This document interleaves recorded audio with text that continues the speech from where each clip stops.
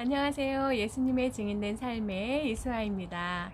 오늘은 잠언서 11장 28절 말씀에 자기의 재물을 의지하는 자는 패망하려니와 의인은 푸른 잎사귀 같아서 번성하리라. 이 말씀으로 하나님께서 저의 삶을 인도하셨는데 그 말씀에 대해서 여러분들하고 나누고자 합니다. 네, 제가 인도 선교 갔을 때 하나님께서 그때 처음으로 저에게 성령 체험을 주셨어요. 그것은 제가 전날 꿈을 꾸면 그 다음날 그 현상들이 바로 이루어지는 그러한 일들이 여러 번 있었는데, 그 중에 한 번은 제가 꿈속에서 베란다에 나갔는데 푸른 잎사귀가 너무 무성하고 너무 아름답게 있었어요. 그리고 빛 한 줄기가 들어오는데 너무 싱그럽고 너무 기분이 좋고 상쾌한 그런 꿈이었어요. 그런데 그 다음날 아침에 제가 일어나서 큐티를 하고, 그리고 이제 365일 말씀 카드가 있어요. 그것을 딱 넘겼는데, 그때 어젯밤에 봤던 그 꿈 속에서 보았던 그 푸른 잎사귀들이 무성하게 그려져 있는 그런 그림이 있었어요. 너무 신기하다 하고 그 말씀을 딱 보는데 거기에 잠언 11장 28절 말씀이 있었습니다. 자기의 재물을 의지하는 자는 패망하려니와 의인은 푸른 잎사귀 같아서 번성하리라. 그 말씀이 제 마음속에 확 와닿는 순간, 이 말씀은 나중에 내가 결혼해서 우리 집 가훈으로 삼아야 되겠다, 이런 마음이 있었어요. 그리고 이제 시간이 흘러 제가 이제 결혼을 했습니다. 결혼을 하고 저희 신랑한테도 항상 얘기를 했었어요. 이 말씀을 하나님께서 나에게 주셨는데 우리 집 가훈으로 삼아야 되겠다, 이렇게 말을 했었어요. 그런데 결혼 생활을 하는 중에 이 말씀이 저의 삶으로 다가오지 않더라고요. 하나님, 제가 너무 힘들 때, 경제적으로 힘들 때, 그럴 때마다 제가 제 모습 속에서 계속 재물을 의지하고 있는 거예요. 돈이 이만큼 필요하고 저만큼 필요하고 뭐에 들어가고 좀 어쩔 때는 너무 힘들 때는 불평불만이 나오게 되고, 그 순간 제 모습 속에 내가 지금 재물을 의지하고 있구나, 내가 하나님을 의지하는 게 아니라 재물을 의지하고 있구나, 이런 마음을 주셨어요. 그때 제가 하나님께서 저에게 재물을 의지하는 자는 패망하려니와 의인은 푸른 잎사귀 같아서 번성하리라, 이 말씀을 주셨는데, 이 말씀은 정말 너무 이해가 안 갑니다. 사람이 살아가면서 현실적인 문제에 부딪히게 되고 그러면 우리가 어떻게 재물을 의지하지 않을 수 없습니까? 제가 이렇게 하나님께 물은 적이 있었어요.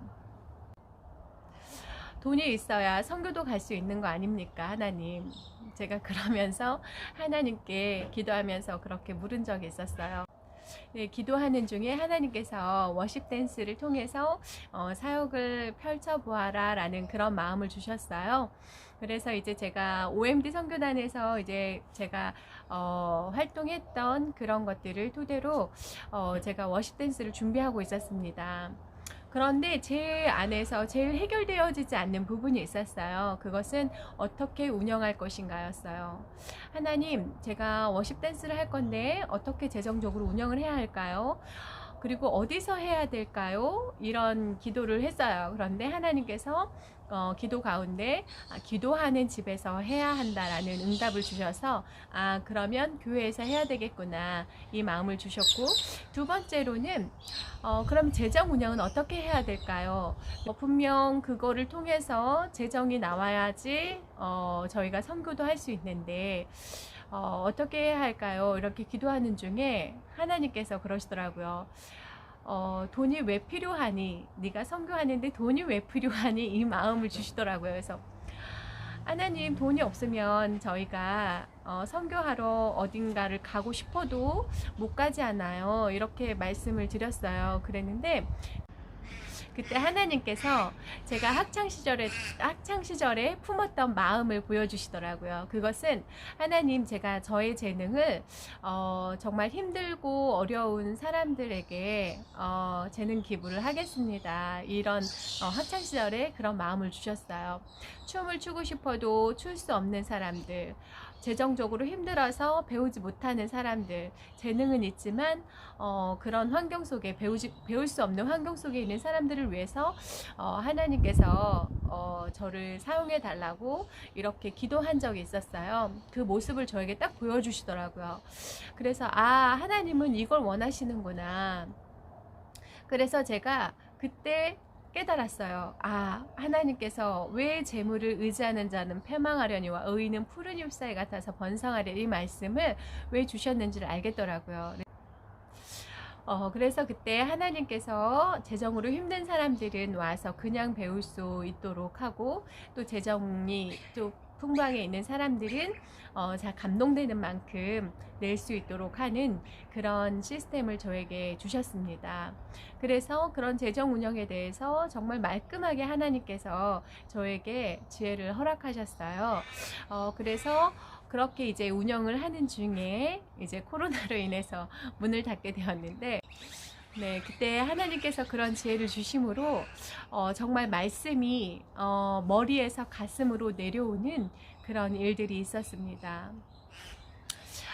제가 재물을 의지하면 의지할수록 하나님과 관계가 멀어지고, 또 재물에 묶이다 보니까 제 안에서 화가 나게 되고, 재물을 의지하다 보니까 제 마음에 근심 걱정이 들어오게 되고, 앞으로 내가 무엇을 해야 되지? 앞으로 내가 무엇을 해서 돈을 벌지? 이런 거에 초점이 있었는데, 이 말씀이 정말 내 가슴으로 내려오는 순간, 그 이후에 이제 앞으로의 그런 재정적인 문제에 있어서는 이제 걱정이 조금 덜 하게 되고, 그런 재정적인 부분에 있어서 하나님께 내어드리니까 제 마음에 참 자유함이 찾아오더라고요. 그러면서 저의 마음이 변하니까 저의 삶도 변하기 시작했습니다. 그 전에는 생활비를 신랑한테 받으면 이걸로 어떻게 일주일을 생활해, 이렇게 이렇게 반응이 나왔었는데, 지금은 우리가 그냥 간장에다가 밥만 먹어도 그걸로도 행복하고 감사한 거지.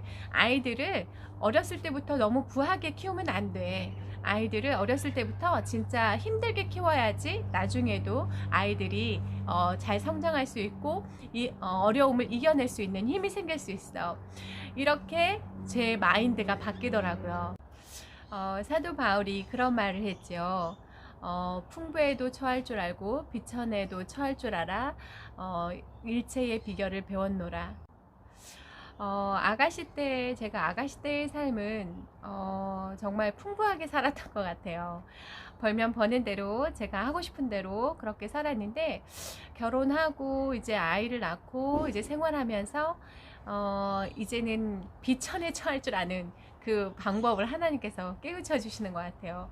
그래서 일체의 비결이라는 것은 바로 내가 하나님 안에 거하는 거구나. 그렇게 하나님 안에 거했을 때 우리는 정말 하나님께서 주시는 참 기쁨을 누릴 수 있고, 정말 하나님께서 주시는 그런 작은 천국을 우리가 맛보아 알 수 있다라는 그 마음을 주셨습니다. 그래서 정말 우리가 항상 말씀을 붙들고 기도하며 나아갔을 때 하나님께서 정말 더 큰 은혜를 주시는 것 같아요. 그래서 그 은혜를 여러분들과 함께 나누고 싶었습니다. 여러분도 함께 항상 기도하면서 하나님께서 주시는 풍부 속에서도, 하나님께서 주시는 그 비천함 속에서도 우리가 항상 기쁨과 그런 하나님이 주시는 은혜들을 놓치지 않고 하나님과 함께 동행하는 그런 삶을 살았으면 좋겠습니다. 네, 그러면 여러분들 이번 한 주도 건강하시고요. 하나님과 함께하는 삶 속에서 참 기쁨을 누리시기를 소망합니다. 네, 감사합니다.